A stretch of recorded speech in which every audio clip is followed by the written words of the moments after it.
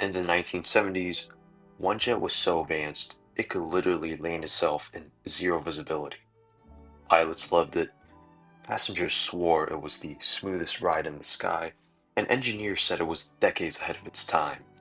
So why did it fail? This is the story of the Lockheed L-1011 TriStar, the wide-body that had everything except luck. By the early 70s, airlines had entered the wide-body era. Boeing had shocked the world with the giant 747, but airlines also wanted something smaller and cheaper to operate on medium and long-haul routes. That's where the tragedies came in. McDonnell Douglas rushed to the market with their DC-10, while Lockheed, coming off big military projects like the C-5 Galaxy, developed their own, the L-1011 TriStar. Lockheed thought they had the winning formula: advanced technology, better efficiency, and passenger comfort. And on paper, it had everything airlines could possibly want. The TriStar really was a technological marvel. It had the distinctive S-duct design that tucked the third engine neatly into the tail, making it more aerodynamic and quieter than the DC-10's engine setup. The cabin was designed with passenger comfort, with their wide aisles, roomy seats, and larger overhead bins compared to competitors. But the real star was the avionics. The L-1011 was the first wide-body with a fully automatic landing system, known as Autoland. This allowed the plane to land itself in extremely poor weather with little or no visibility for the pilots. And in fact, it was certified for Category 3C Autoland, which meant it could perform a complete landing and roll out in zero visibility. For airlines, this was revolutionary. It meant fewer weather delays, safer operations, and greater reliability. In the 70s, no other jet could do this as reliable as the TriStar. On almost every level, the TriStar was ahead of its competitors. But, as history shows, being better doesn't always guarantee success. If you want another perfect example of that, check out my video on the Convair 990 Coronado, a jet that was faster than its competitors but still failed to take off in the market. Here's where the TriStar hit turbulence. Lockheed designed the aircraft to rely exclusively on the Rolls-Royce RB211 engine.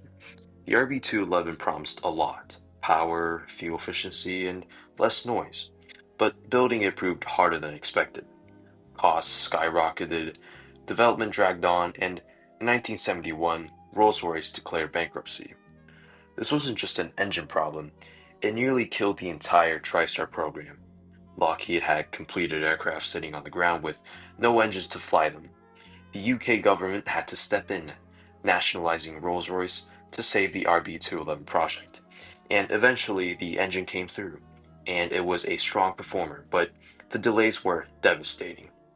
While Lockheed was stuck waiting, McDonnell Douglas had already delivered DC-10s. Airlines signed contracts with Douglas simply because they could, get planes sooner. And in aviation, timing is everything, and Lockheed had lost their advantage. When the TriStar finally entered service in 1972 with Eastern Airlines, it delivered on its promises. Airlines like Delta, TWA, British Airways, and Cathay Pacific became major operators.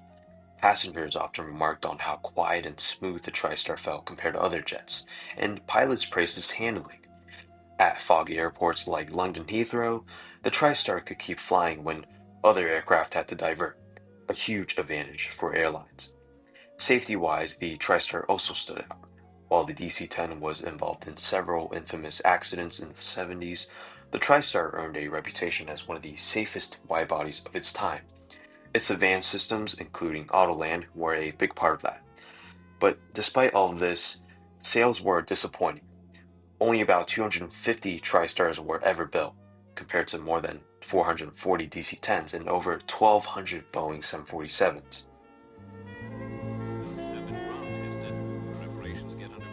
So why did the TriStar lose?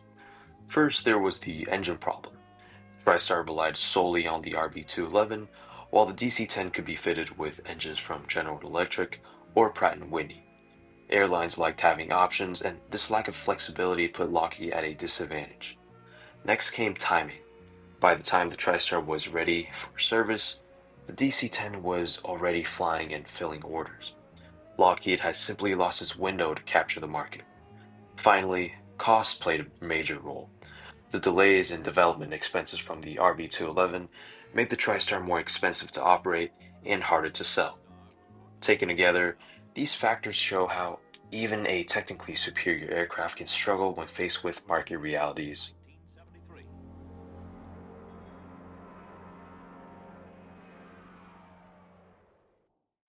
So even though it wasn't a bestseller, the TriStar had a long and respected career. Many flew through the 80s and 90s, and some even lasted into the 2000s with charter and cargo airlines. NASA used a TriStar as a high altitude research platform, proving its reliability well beyond passenger service.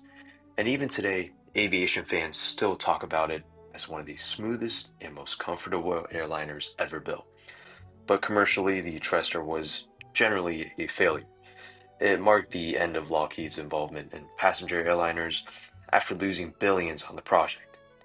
At the end, Lockheed stepped away from commercial market entirely, focusing instead on military aircraft like the C-130 Hercules, C-5 Galaxy, and later the modern F-22 Raptor.